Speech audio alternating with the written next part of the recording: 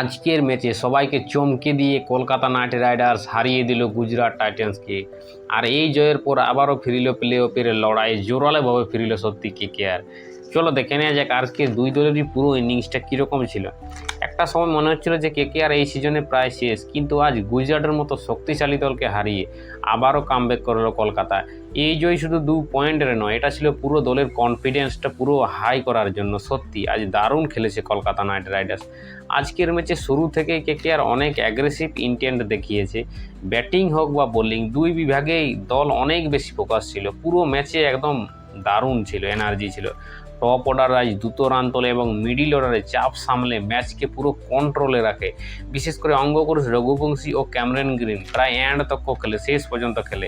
অন্যদিকে বোলিং ইউনিটও একদম discipline performance দেয়। বিশেষ করে মিডিল ওভার কেকেআর যেভাবে উইকেট তুলেছে সেখান থেকে পুরো ম্যাচে ঘুরিয়ে দেয়। বিশেষ করে শুভমান গিলের উইকেট, সুনীল নারিন গুরুত্বপূর্ণ উইকেটে পুরো মোমেন্টাম বদলে দেয়। তারপর ফিল্ডিংও ছিল আজকে অসাধারণ। ফিল্ডিং, রান সেভিং, এনার্জি সব দিক থেকেই আজ কেকেআর অনেক এগিয়ে ছিল সত্যি আজকের ম্যাচে। পয়েন্ট টেবিলও দেখি আমরা এখন সপ্তম স্থানের অধিকার আছে কেকেআর।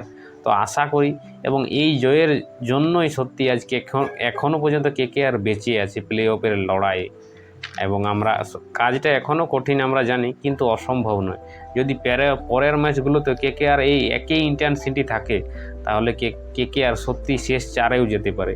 ফ্যানদের মধ্যে আবারও এক্সাইটমেন্ট তৈরি হয়েছে, কারণ এই দল মোমেন্টাম পেলে যে কোনো দলকে হারাতে পারে। এখনও আমি বলে দিলাম, আজ কয়েকজন প্লেয়ার সত্যি ডিফারেন্স তৈরি করেছে। বিশেষ করে ওপেনার ফিন এলেন বাবু যা খেলছে, প্রায় 10টা 6 মেরেছে আজ।